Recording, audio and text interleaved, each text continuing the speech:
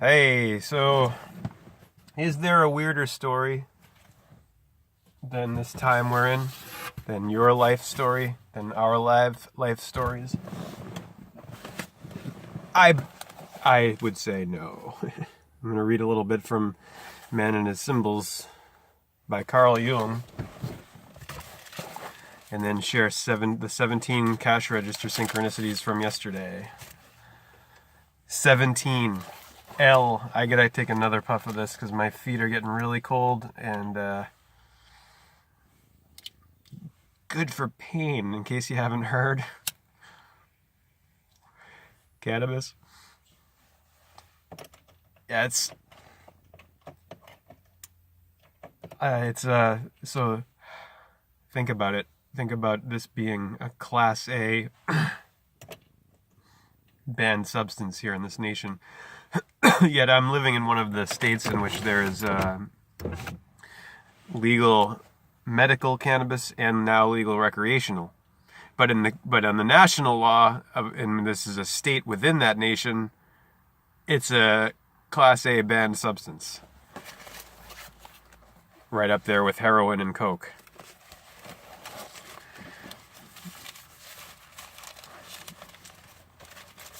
And we still have a huge segment of the population, especially in the mid parts, and Bible Belt regions, that continue to demonize this medicinal plant, which I find grotesque.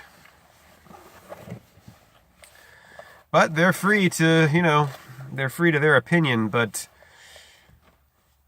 if, see, to me, this whole thing is that government never had any right to tell individuals with constitutionally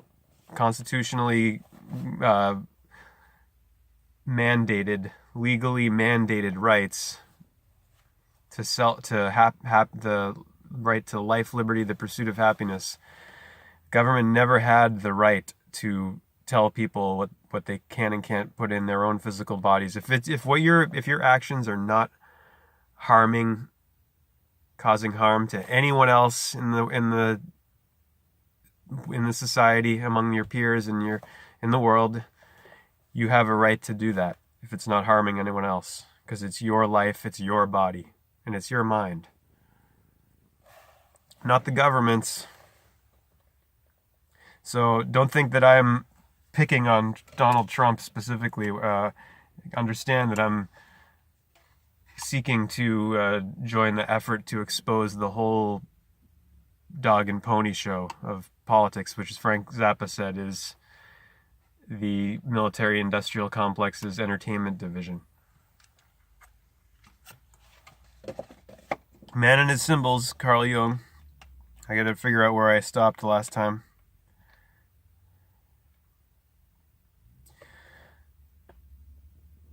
So let's go right to here, I think.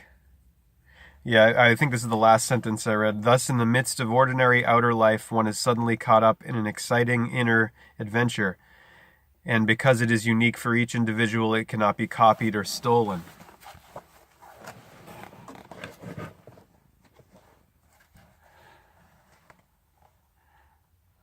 Feelings of boredom and apathy from which city dwellers today often suffer is only temporarily offset by such artificial excitements as adventure films, far left, and time-killing amusements, left. Jung stressed that the only real adventure remaining for each individual is the exploration of his own unconscious. The ultimate goal of such a search is the forming of a harmonious and balanced relationship with the self, with a capital S. The circular mandala images this perfect balance, embodied in the structure of the modern cathedral, rite of the city of Brasilia.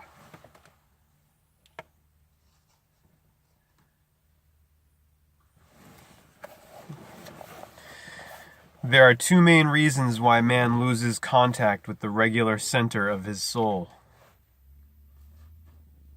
One of them is that some single instinctive drive or emotional image can carry him into a one-sidedness that makes him lose his balance.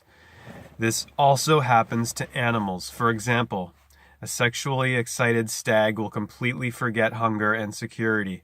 This one-sidedness and consequent loss of balance are much dreaded by primitives, who call it, quote-unquote, loss of soul.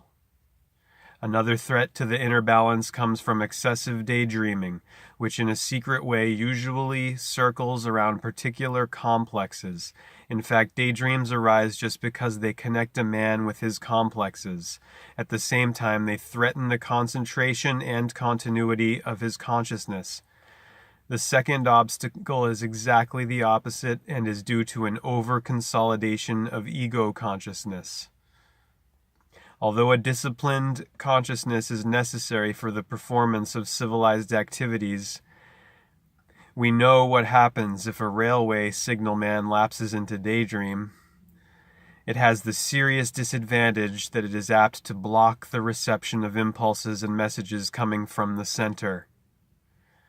This is why so many dreams of civilized people are concerned with restoring this receptivity by attempting to correct the attitude of consciousness toward the unconscious center or self. That self with a capital S is defined by Jung as the unconscious center in the psyche. Among the mythological representations of the self, one finds much emphasis on the four corners of the world. And in many pictures the great man is represented in the center of a circle divided into four. Jung used the Hindu word mandala, or magic circle, to designate a structure of this order, which is a symbolic representation of the quote-unquote nuclear atom of the human psyche, whose essence we do not know. In this connection, it is interesting that a Naskapi hunter pictorially represented this great man not as a human being, but as a mandala.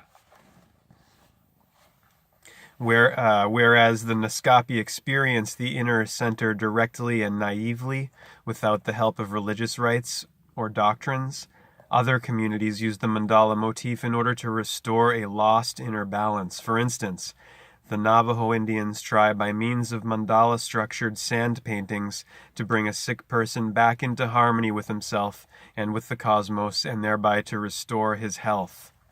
In Eastern civilizations, similar pictures are used to consolidate the inner being, or to enable one to plunge into deep meditation. The contemplation of a mandala is meant to bring an inner peace, a feeling that life has again found its meaning and order. The mandala also conveys this feeling when it appears spontaneously in the dreams of modern men who are not influenced by any religious tradition of this sort and know nothing about it. Perhaps the positive effect is either greater in such cases because knowledge and tradition sometimes blur or even block the spontaneous experience. An example of a spontaneously produced mandala occurs in the following dream of a 62-year-old woman. It emerged as a prelude to a new phase of life in which she became very creative. I see a landscape in a dim light. In the background, I see the rising and then evenly continuing crest of a hill. Along the line where it rises moves a quadrangular disc that shines like gold.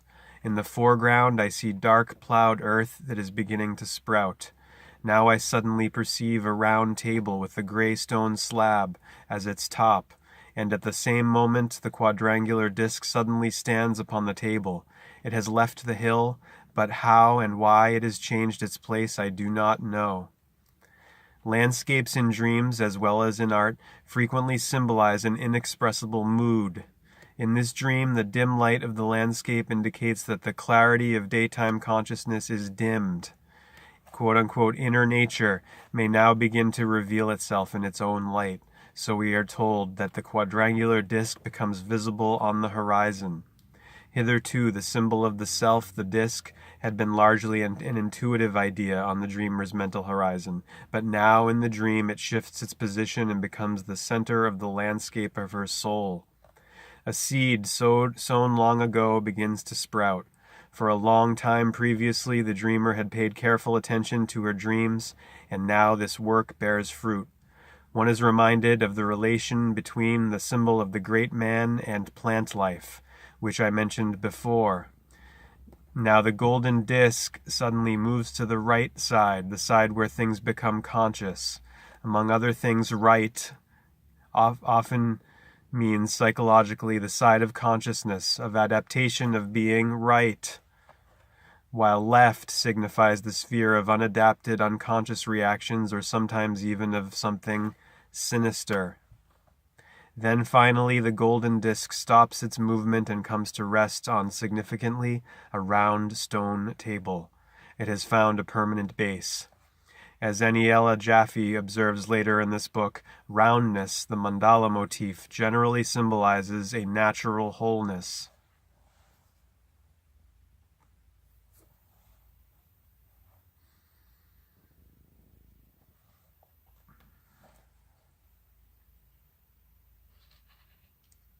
Whereas as Aniela Jaffe observes later in this book, roundness, the mandala motif, generally symbolizes a natural wholeness, whereas a quadrangular formation represents the realization of this in consciousness.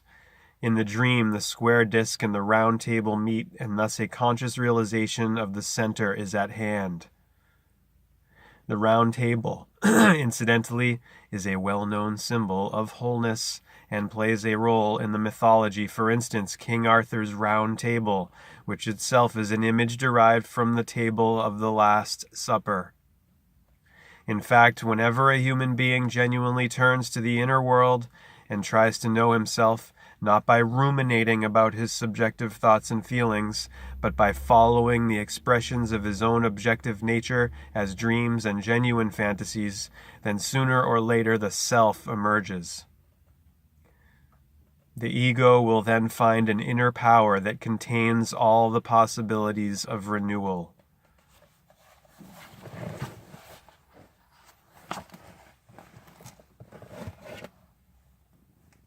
Top, a Navajo makes a sand painting, a mandala, in a healing ritual.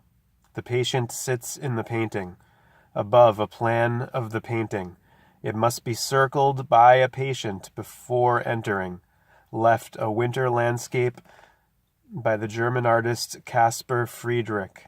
Landscape paintings usually express indefinable moods, as do symbolic landscapes in dreams. Mood, moon, movement.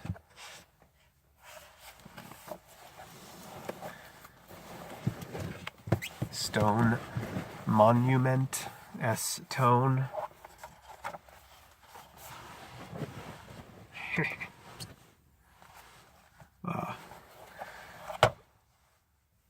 Papa Smurf, what are you doing? You're in my way.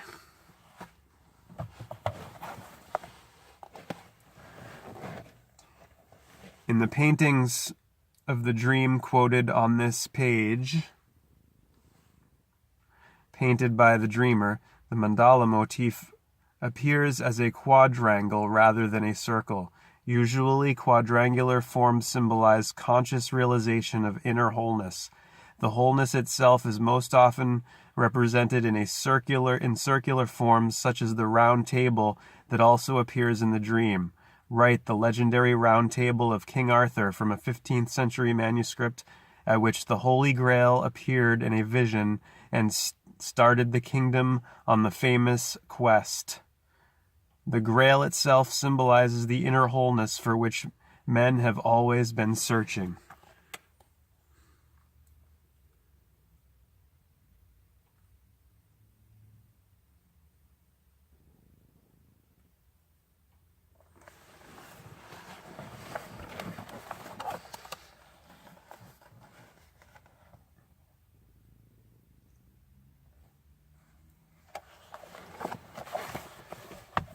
Now let's go to page 239. Man and His Symbols by Carl Jung.